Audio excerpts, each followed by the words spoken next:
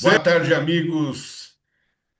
Aqui, canal INAC, começando este ano novo de 2026, sempre acompanhado dos melhores convidados.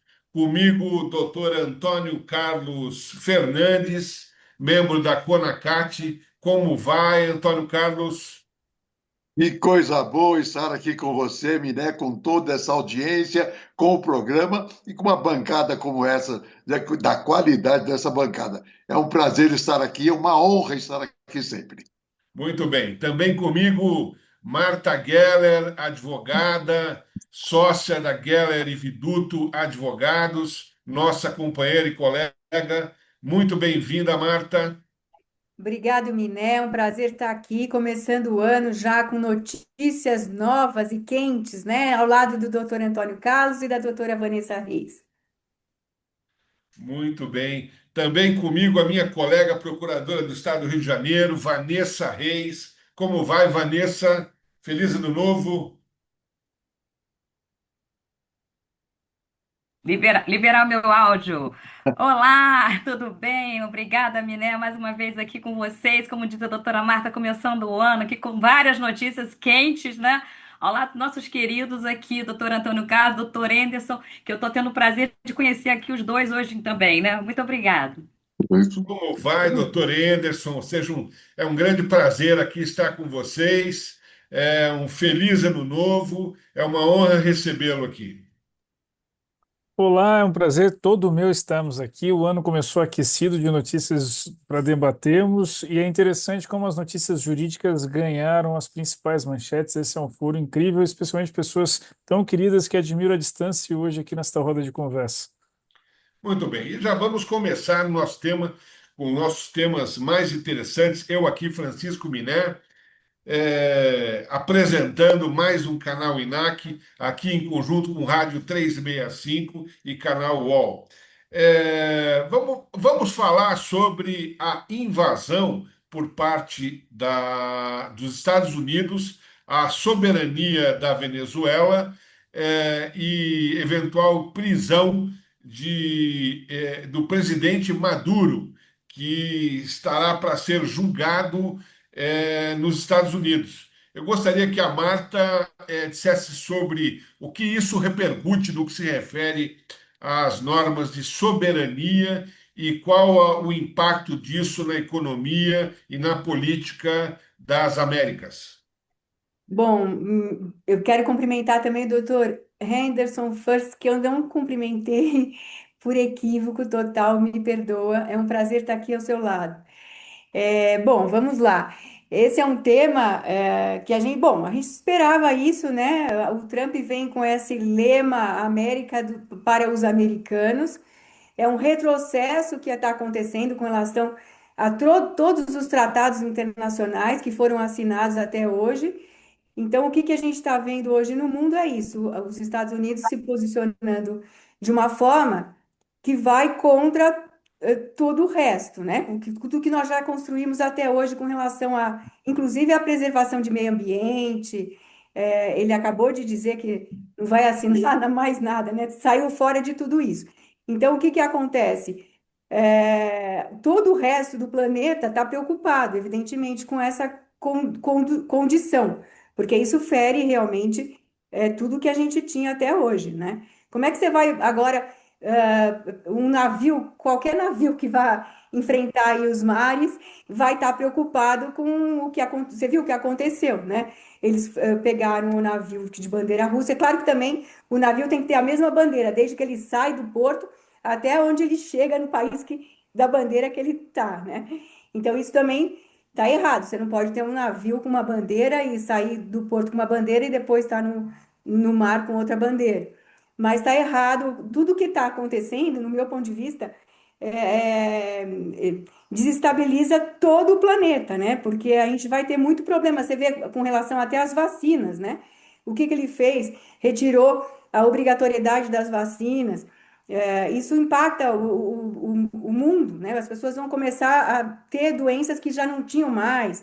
Então, eu acredito que é um ciclo, né, Miné? Esperamos que seja, que logo ele saia do poder e que a gente consiga reorganizar todos esses tratados e toda essa política internacional.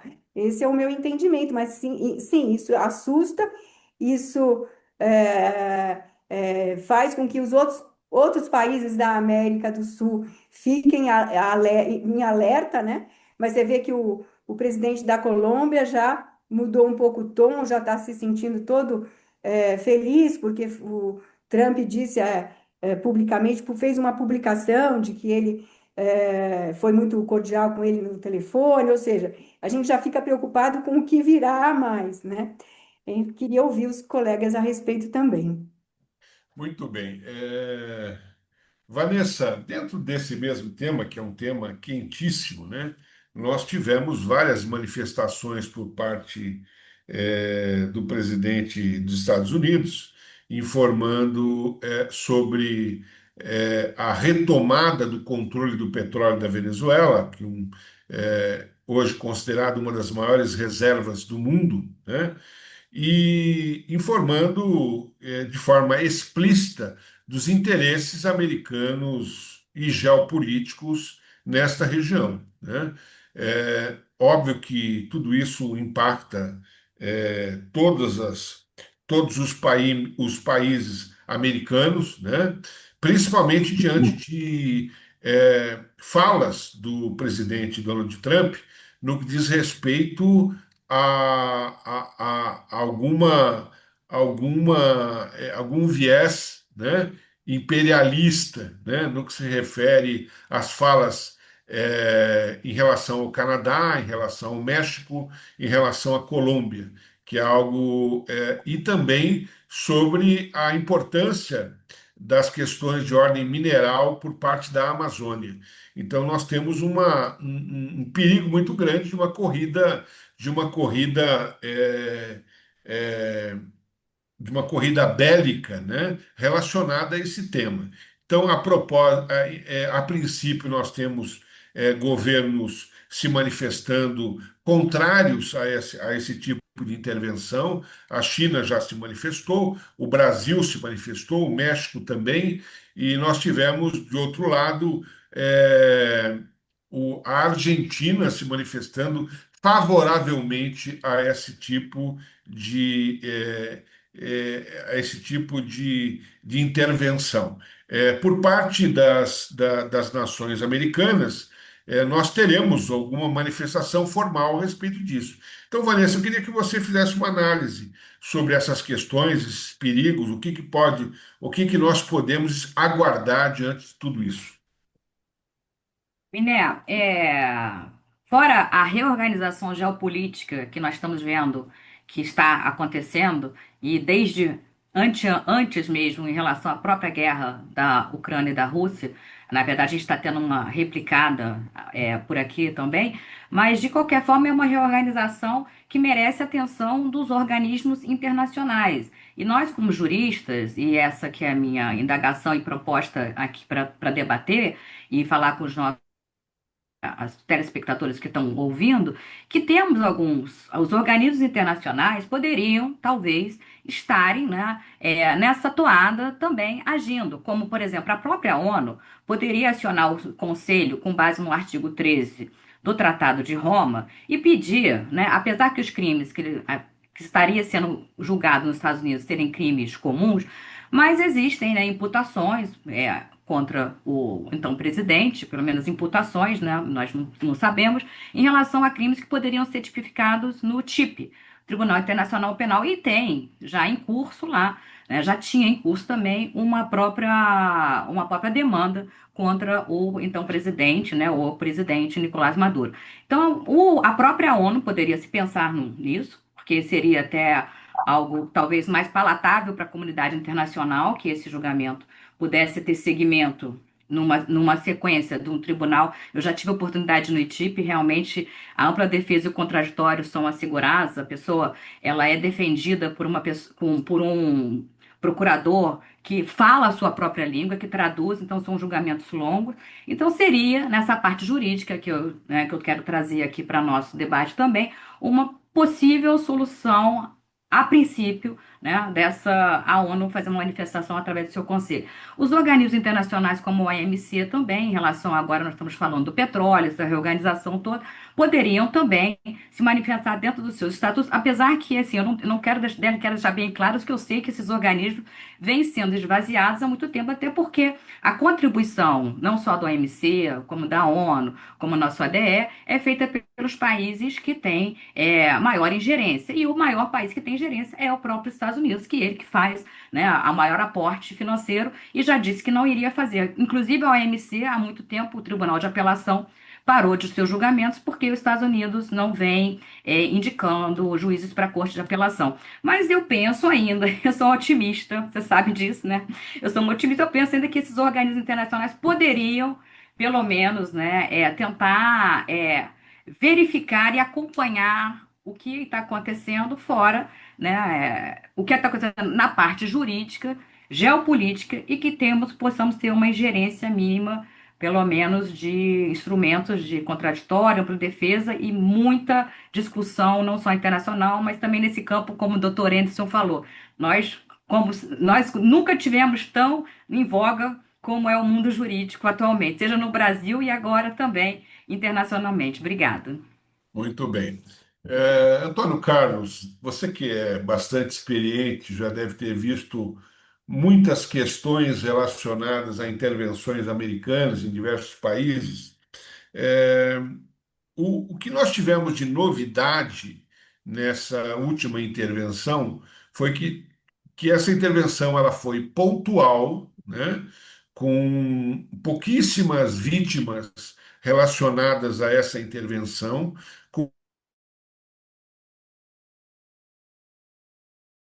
com resgate absolutamente eficiente no que se refere a isso. Não tivemos uma mudança de governo num primeiro momento, né? Nós temos a Suprema Corte venezuelana empossando a vice-presidente como presidente interina, né? Para cuidar dos interesses da Venezuela e, ao mesmo tempo, palavras do presidente americano no que se refere à forma como ele pretende é, intervir, né, nas exportações de petróleo ou no controle das reservas do país. Eu gostaria que você fizesse essa análise diante desse viés político, né? Nós tivemos ou não tivemos uma mudança de regime na Venezuela? Muito bem colocado, Miné. E eu diria que, mais até do que pontual, essa operação, ela foi cirúrgica, né? Ela foi extremamente objetiva temos muito a nos preocupar de fato, porque abre um precedente perigoso, abre um modus operandi bastante complicado. Nós temos a questão, como bem falou, tanto a doutora Marta como a doutora Vanessa falaram, que os organismos internacionais têm que agir politicamente nessa situação, e de uma forma muito incisiva, tem que ser uma posição muito firme e muito forte dos organismos internacionais, o que nós estamos acompanhando ainda, deixando um pouco a desejar esse concerto internacional em cima do que aconteceu. Temos também a questão, Miné, de isso vem, na verdade, talvez há análises que já observamos, né, de tanto que se fala nesse assunto hoje em dia, há análises que mostram que isso vem de coisa de 30, 40 anos, uma construção num sistema econômico, né, de acordos internacionais que os próprios Estados Unidos participaram com outros países. Então, isso vem como consequência de todo esse processo também, tá? E nós temos que estar, de fato, muito atentos, seja juridicamente, como bem colocado, seja politicamente, porque, de fato, abre-se um precedente perigoso para todo o nosso sistema, para todo o nosso planeta. E Muito também, bom. quando a doutora Vanessa falou do Tribunal Internacional, eu me lembrei do livro da Hannah Arendt sobre o julgamento do Eichmann, né? A gente periga fazer um novo julgamento aí do Eichmann. Pois é, quando nós temos um organismo das Nações Unidas absolutamente esvaziado, nós não temos, inclusive, nós estaríamos diante de uma ilegitimidade de um julgamento de um presidente, né, de um ex-presidente, e aqui sem entrar no mérito do lado ditatorial, né, da continuidade por parte do presidente Maduro, né, numa eleição considerada ilegítima, mas, de qualquer forma,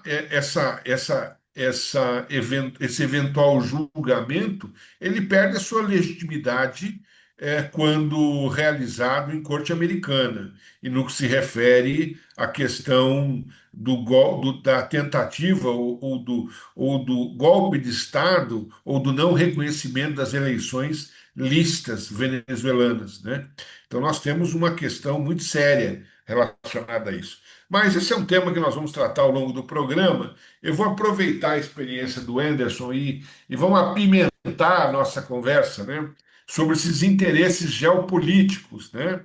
Nós tivemos várias situações e explicações apresentadas na internet ao longo dos dias, né? Desde a questão de interesses socioeconômicos derivados chamados petrodólares, né?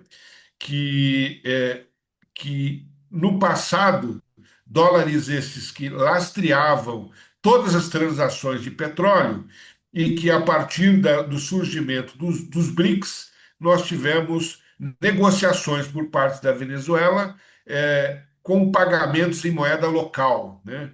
O que ensejaria num grande problema relacionado ao fortalecimento ou à perda de relevância da moeda americana. Eu gostaria que você fizesse uma análise sobre esse tema, se nós estamos falando em algo mais relacionado a uma teoria da conspiração, ou se isso tem realmente relevância nesse universo geopolítico. Miné, o caso da Venezuela, ele é muito claro de como funciona a técnica do Trump de comunicação social, que é o firehosing. Então, ele mete fumaça em tudo, chama a atenção grita que está tendo um fogo ali, mas na prática ele está fazendo outra coisa e distraindo a atenção. Então, a invasão cinematográfica, eu diria, que ainda está para ser explicada, né, com curiosamente poucas baixas e um retalhamento militar praticamente inexistente, ele vem com esse discurso de combate ao narcotráfico para dar legitimidade, faz essa captura, e de levar a democracia à Venezuela. Que dó dos países que os norte-americanos tentam levar à democracia, como a história recente tem demonstrado. E, em seguida, há uma retratativa da Procuradoria de Nova York de que não é mais narcotráfico o processo contra Maduro, e, em seguida, Trump já fala do petróleo da Venezuela acessível a empresas americanas e a outras capitalistas que tenham interesse e que vão gastar muito dinheiro para atualizar o parque petrolífero venezuelano. Então, perceba que nem parece ser muita especulação. O próprio Trump já está dizendo. Ele começa com uma narrativa que é para sair na imprensa, legitimar e acho que acalmar a base eleitoral, né? Isso soa bem para os eleitores deles. Norte-americano não é muito de acompanhar notícias, então em seguida ele começa a dar os recados para investidores e patrocinadores, financiadores. E aí fica muito claro qual é o real interesse. É sim o petróleo, como vai ser feita essa transição e desestatização da petrolífera venezuelana não está claro. Quem é que vai ter privilégios e serão os primeiros a entrarem nessa busca pelo petróleo venezuelano também não está claro. E é óbvio que isso nos impacta por conta de Petrobras, isso nos impacta por conta de fronteiras, isso tem um grande impacto na economia aqui do bloco latino-americano. Muito bem, Anderson. Marta, eu vou continuar ainda nesse tema, que é um tema muito, muito interessante, porque nós tivemos, inclusive, duas situações que foram, que precederam essa invasão. Nós tivemos, negociações realizadas é, entre presidente Luiz Inácio Lula da Silva, né, e presidente Donald Trump, tá, conversando sobre temas, entre eles, conversando sobre a Venezuela também, além dos chamados tarifaços, né. Nós tivemos a visita do empresário Joesley Batista, tá, na Venezuela, né, e também tentando, de alguma maneira, interferir, né, para uma passagem pacífica, né, relacionada a essas questões de natureza petrolífera, né, e o que causa um pouco de espanto. E nós tínhamos uma situação de interesses do ex-presidente Maduro, na exploração de petróleo e mineração do Suriname, né? Então, interesses geopolíticos também relacionados a esse tema. São muitas informações, né? São muitas questões políticas não exploradas. Será que nós estamos diante de uma grande negociação que foi realizada nos bastidores aí para uma transição, de certa forma, pacífica, já que ninguém gritou muito alto, né, diante de uma situação tão grave como essa? O doutor Henderson já sinalizou nesse sentido, né? Porque foi bem estranho mesmo, toda aquela a captura, né? Parece que ele foi entregue, né? Foi entregue, parece um acordão, né? Mas assim, não sei, né, dizer mais nada a respeito desse assunto. É bem, assim, político, eu não fico muito à vontade, de falar sobre se o Lula e o governo brasileiro. Eu sei que eles se posicionaram contra, eles acham que está tudo errado e que não é assim, e que mesmo o Maduro não poderia estar sendo julgado lá nos Estados Unidos. Esse é o posicionamento do governo brasileiro, né? Mas realmente a forma como o Maduro foi capturado traz essa questão à baila, com certeza. E, evidentemente, todo mundo está interessado no petróleo, assim como todo mundo está interessado em água também, porque a inteligência artificial, ela precisa da água, né? O resfriamento de toda essa parafernália que estamos criando, da inteligência artificial, ela demanda muito consumo de água também, não é só petróleo que há interesse. E para fazer também essa inteligência artificial toda funcionar, toda essa riqueza mineral aqui, eu estou aqui no sul de Minas hoje. Então, o sul de Minas também tem uma riqueza no solo, no subsolo, absurda, né? Não é à toa que os donos do Banco Itaú têm propriedades com uma reserva, uma das maiores reservas do planeta, do Brasil, né? Dessas é, é, como fala, minérios que são usados para a fabricação dos computadores, enfim, de todos esses equipamentos. Então, existe aí toda uma implicação, tudo isso é interesse geopolítico dos países, né? Agora, como vamos sobreviver, como o planeta vai sobreviver a tudo isso, é o que resta indagar, né? É verdade. Anderson, aproveitando ainda novamente a sua expertise sobre esses fatores, essas grandes negociações eh, subliminares, podemos imaginar que estamos diante de uma negociação subliminar? Miné, tudo indica que sim, aliás, não só tudo indica, mas tem notícias internacionais. O New York Times dá sinais disso, de que Há um canal de diálogo constante entre Estados Unidos e o governo interino da Venezuela. O que chama muita atenção de terem mantido um governo interino, concordado com o governo interino, que não troca o regime. E aí vem aquilo que eu dizia anteriormente: se há um interesse em levar a democracia para a Venezuela, é curioso que mantiveram o regime com o representante de regime e funcionamento como segue. Então, o próprio Maduro, antes disso tudo, ele ligou, ele tentou fazer essa negociação, ele só não aceitou ele sair, né? Então, isso está no New York Times, que deu o furo dessa informação. Essa captura é porque ele aceitou todas as condições econômicas, mas não aceitava a sua própria saída.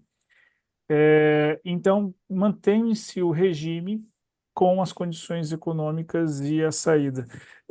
Então, parece-me que sim, que há esta notícia pública, e eu queria só acrescentar aqui ao debate, né, o fato de que a manifestação feita pelo governo brasileiro, ela segue, e que foi criticada publicamente por setores da imprensa, mas ela segue a determinação da Constituição, né? Nós temos que lembrar que o artigo 4º da nossa Constituição, ela fala em não intervenção, ela fala em solução pacífica de conflitos e ela fala no parágrafo único do artigo 4º justamente numa busca de integração da América Latina. Então, a manifestação feita por Itamaraty e o Poder Executivo brasileiro, ela seguiu a Constituição.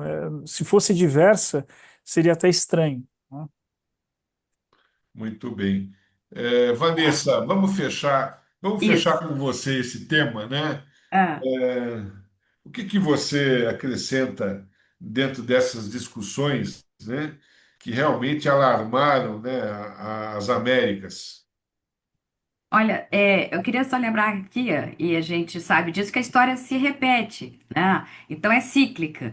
Tal como aconteceu no regime até aqui no Brasil, nós tivemos um período de transição. Então, assim, observando do lado histórico, o que está acontecendo é um regime de transição feito exatamente, né, pelas forças que a princípio estavam, liderando o local, né? Como aconteceu aqui, né, em 85, né, nós tivemos o presidente João Figueiredo fazendo essa transição também para nossa, o que temos hoje como democracia. Então, assim, pelo menos a minha análise histórica é que o que acontece lá é o que nós sempre vemos acontecendo quando há um regime de transição. Não teria como, talvez, a gente, né, teve a primeira esperança, todo mundo dizendo que talvez ia mudar já o governo, mas, assim, para as transições serem mais calmas, e serem, de uma certa forma, não retirando as falas de que os organismos internacionais já deveriam estar agindo, né, de uma forma mais incisiva, porque senão nós ficamos sempre aqui como opiniões de WhatsApp, opiniões de redes sociais,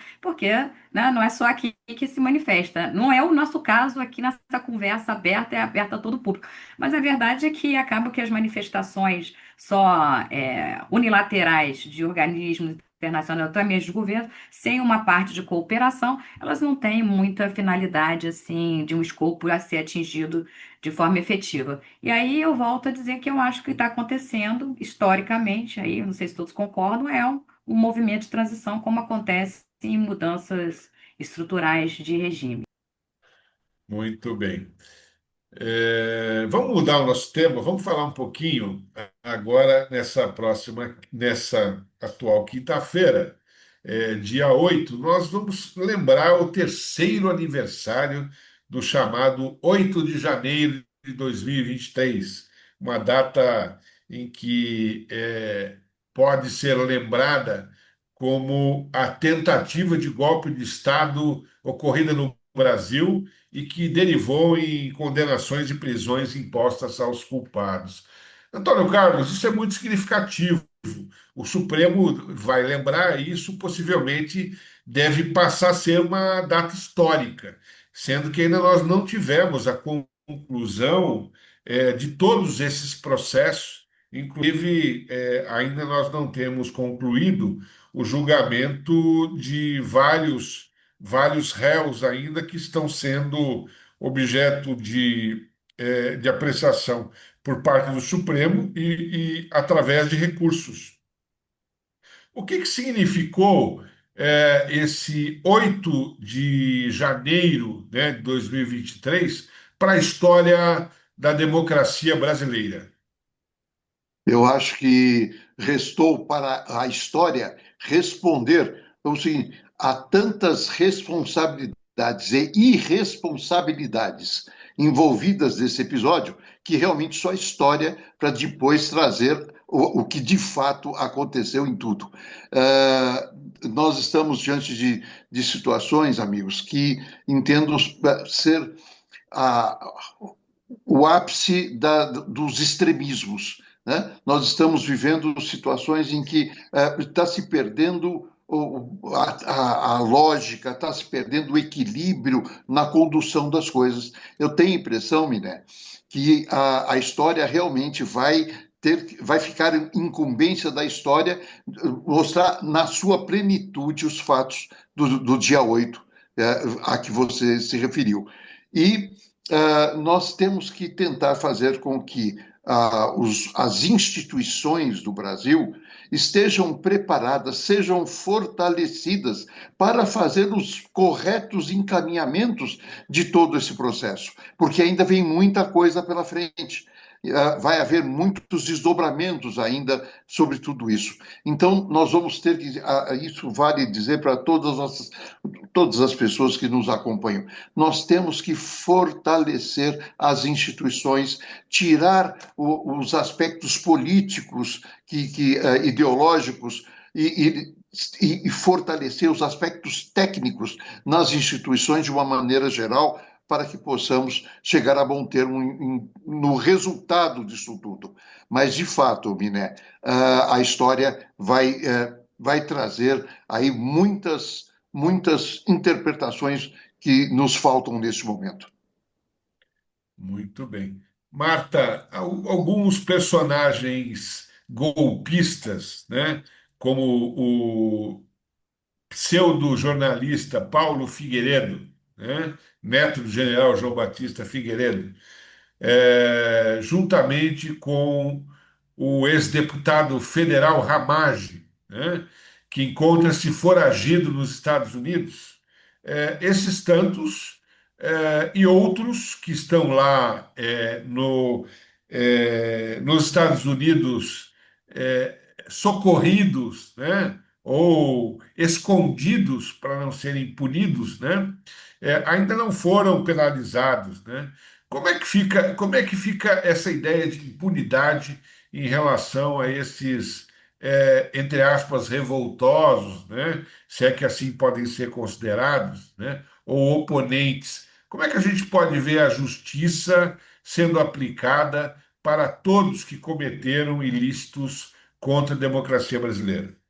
Ela será aplicada, né, Miné? É que estes se dizem no exílio, eles se colocaram lá como exilados políticos, né, na visão que eles passam, inclusive, para os seguidores dele, para a comunidade que acredita que aquilo foi uma perseguição política, né? Que não enxergam isso como uma tentativa de golpe. Mas sim, a justiça brasileira é que tem todo um trâmite, é mais demorado, mas eles vão ter que cumprir a pena, com certeza serão presos. Não há a menor dúvida disso. Eu não tenho dúvida disso, não sei os meus colegas aqui.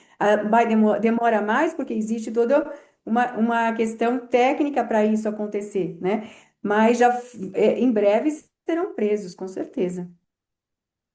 Anderson, ainda dentro desse tema, que é um tema absolutamente relevante, né? Nós não tivemos ainda decisões que implicaram em condenações definitivas, à exceção para alguns dos generais que já estão recolhidos, né? E que ainda não foram julgados pelo Superior Tribunal Militar, né? Mas nós temos vários recursos ainda em trâmite, né? E algumas decisões que estão sendo cumpridas provisoriamente, muito mais pela possibilidade de tentativa, né, de fuga, né, do que necessariamente cumprimento da pena. Então, como é que você enxerga tudo isso? Miné, o Dia da Infâmia pegou todos nós de surpresa e a democracia como um todo, acho que nenhuma instituição estava preparada, inclusive com aparatos de recursos humanos, né? Então, recentemente foi até criada a Polícia do Judiciário, né? A segurança do Poder Judiciário Armada, do STF. Quem convive e frequenta o STF sabe o quanto que mudou e o quanto é difícil hoje em dia se aproximar e chegar lá no STF a depender do que está tendo de julgamento. Mudou completamente a rotina. Esse fato demonstra que o STF não estava preparado também para julgar um volume de processos e de pessoas que precisa ser julgado em relação ao 8 de janeiro.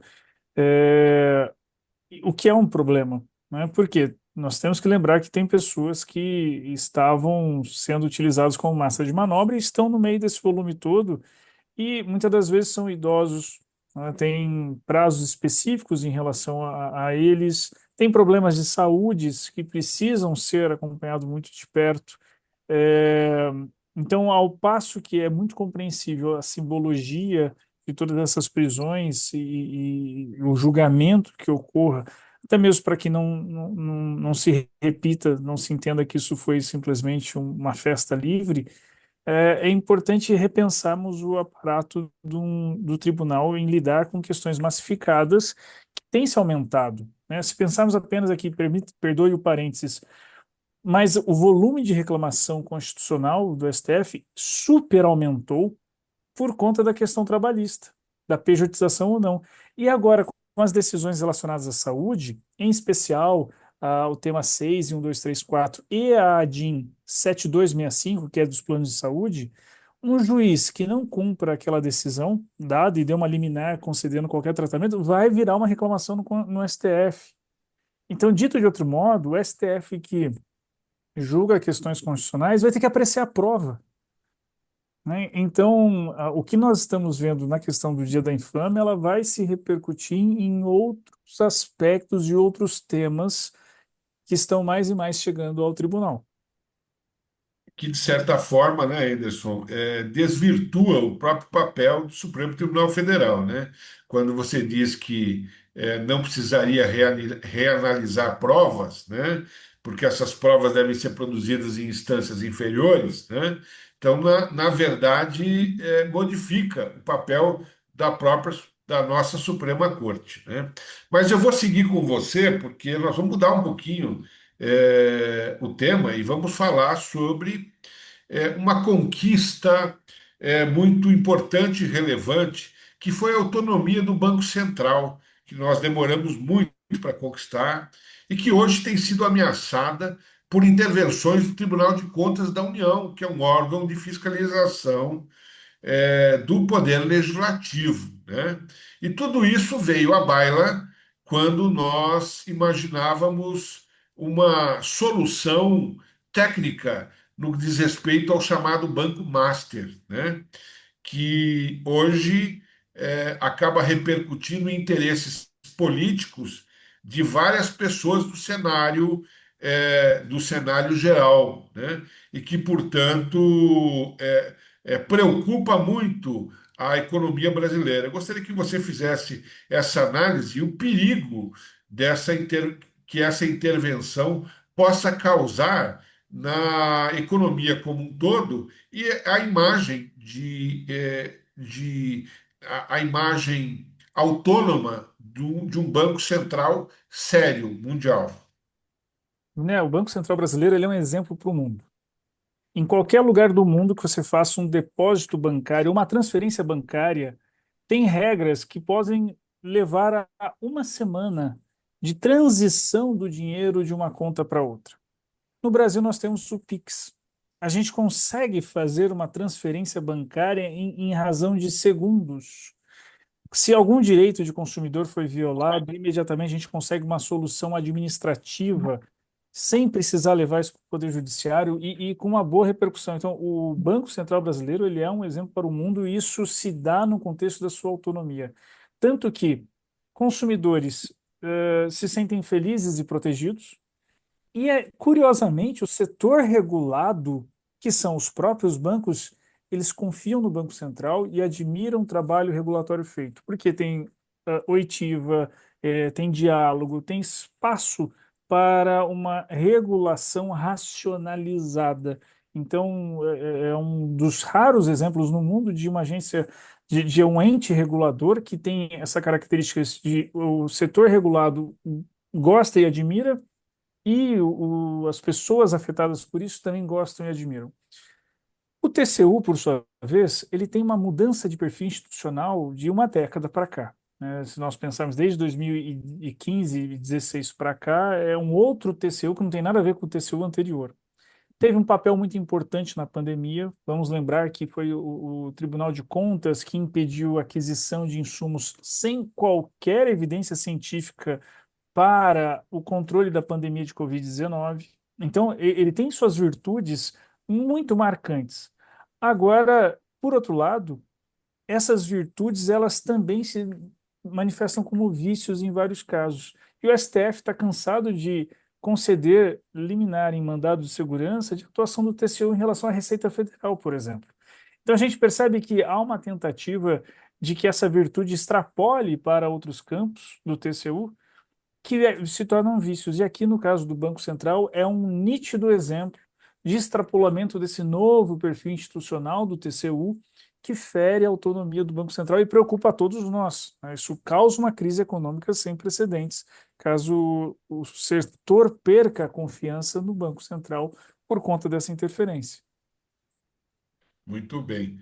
Antônio Carlos, eu sempre lhe peço opiniões políticas, né?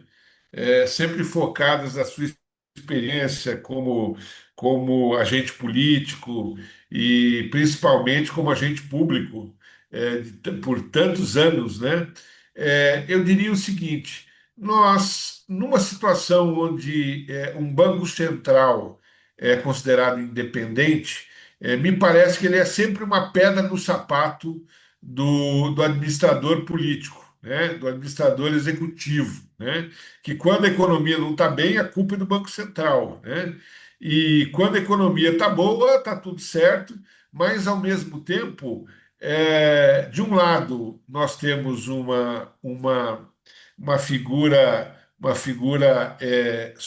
socialista dizendo que o Banco Central Autônomo ele é um braço do capitalismo, né? E de outro lado, por parte do capitalismo, entre aspas, selvagem, ele é visto como uma trava, né? Como uma trava para qualquer ousadia ou para qualquer emissão de moeda ou qualquer coisa que possa intervir diretamente na economia de forma artificial, por baixa de taxas de juros, entre outras coisas. Antônio, o que você diz sobre isso?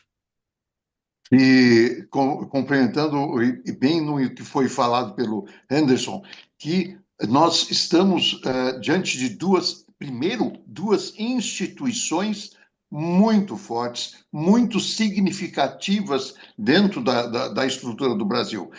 Então, primeiro, essas instituições têm que ser preservadas, têm que ter a sua autonomia mantida e, principalmente, ter o quanto menos ingerência política possível.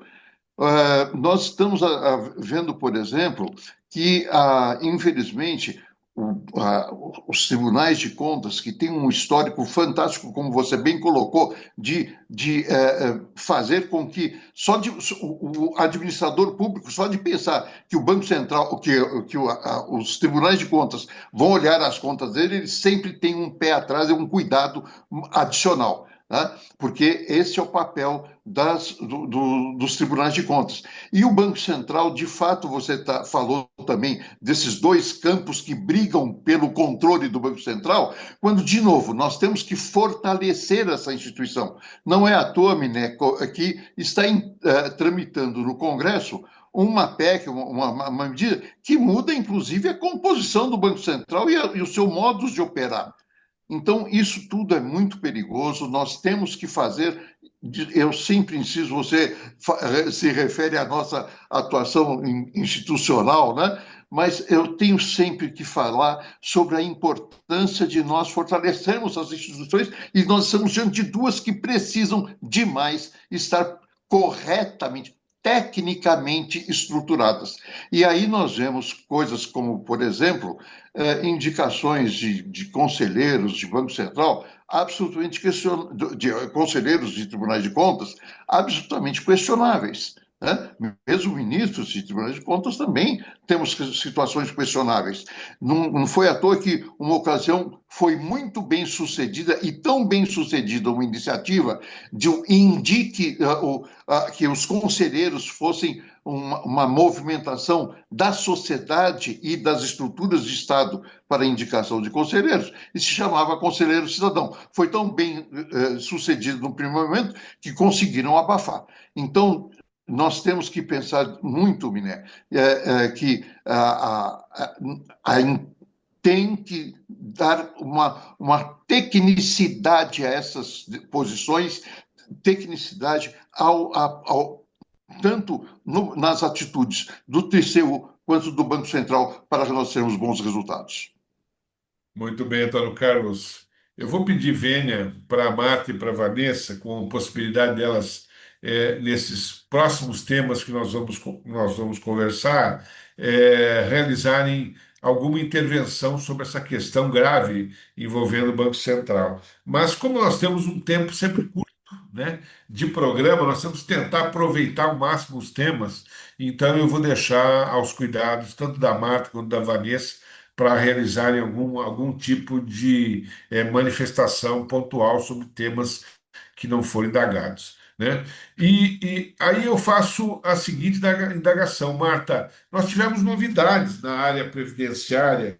Eu queria que você contasse para a gente o que nós tivemos de diferente nos chamados efeitos repetitivos, né? E critérios para interesse de agir e data de início de benefício em ações previdenciárias. Eu queria que você fizesse uma rápida manifestação sobre essas novidades. Então, esse tema, que é o tema 1224 do STJ, que foi julgado recentemente, Miné, a gente trouxe aqui para os nossos ouvintes, porque mexe com o bolso deles diretamente. O STJ entendeu?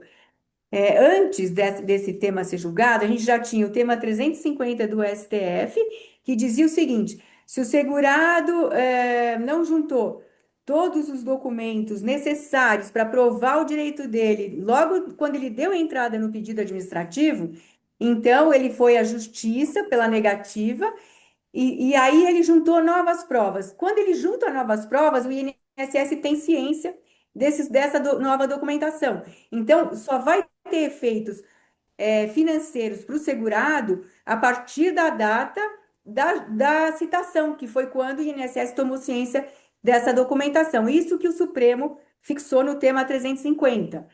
E depois o STJ já tinha entendido antes que quando o segurado não juntou todos a documentação, mas juntou documentação suficiente para provar que ele já tinha direito desde a data do requerimento administrativo, mas juntou outro documento complementar depois na justiça. Não faz mal, porque quando ele deu entrada, a documentação já era suficiente. Então, ele vai receber benefício desde a data do requerimento administrativo e não desde a citação do INSS. O que tem de diferente agora com esse tema 1224? É exatamente a questão processual. O que o STJ está dizendo aqui? E por isso que é importante que as pessoas que vão pedir benefícios saibam que o artigo 927 do CPC fala no interesse de agir. Para você ter interesse de agir, você não pode ter provocado um indeferimento, é isso que eles falam. Então, você tem que ter juntado documento suficiente para provar o seu direito. Se você não juntou e tem documento novo, você tem que fazer um novo pedido administrativo, porque senão sua ação vai ser indeferida por falta, vai ser extinta por falta de interesse de agir, que é o que o artigo 927 do CPC fala. Então, é importante você que está nos ouvindo, que vai dar entrada no benefício, procura a OAB da sua cidade, veja um advogado especializado nesse assunto, porque é importante para os efeitos financeiros que você faça o requerimento administrativo de forma a provar todo o seu direito. Muitas vezes, a documentação está em ordem. A pessoa fala, não, mas estou apresentando a minha carteira de trabalho. Só que hoje, o robô do INSS, se você não tiver todos esses vínculos que estão na carteira, no seu CNIS, que é o SNI do INSS, o CNIS é o Cadastro Nacional de Informação Social. Se todos os vínculos da sua carteira não estiverem lá, você apresenta a sua carteira e o robô vai olhar lá e vai falar: não, não está aqui isso daqui, porque o robô não vai olhar o documento, o robô indefere, porque não está lá.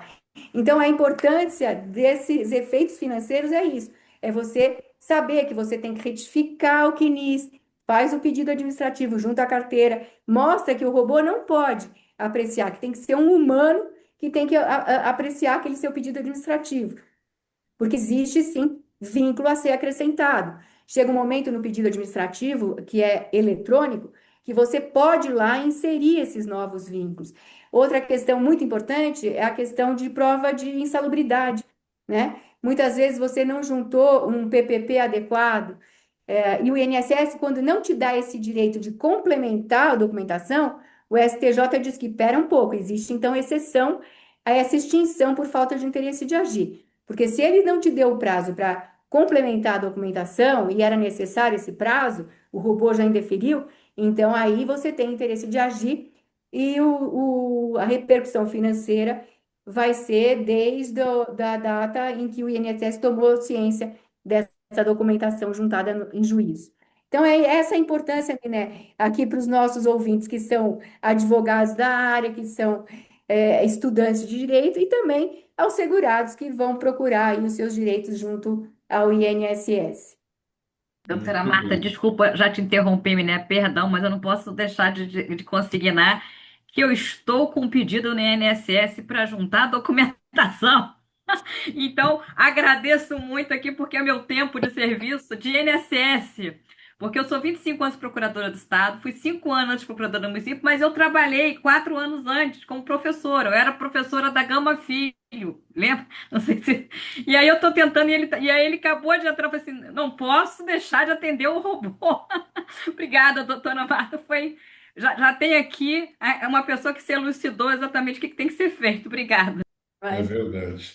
Não, Vanessa, é muito próprio, porque a Marta, além de ser uma especialista nessa área previdenciária, uma especialista brilhante, tanto ela quanto a sua xará, Vanessa Viduto, Vanessa, também, são duas espetaculares advogadas, né? Elas têm sempre um efeito prático muito importante e acabam resolvendo, às vezes, com um esclarecimento dúvidas que nós vamos ficar aí meses pensando e racionalizando a respeito disso. Então, sempre para nós é muito bem-vindo esse esclarecimento de cunho previdenciário.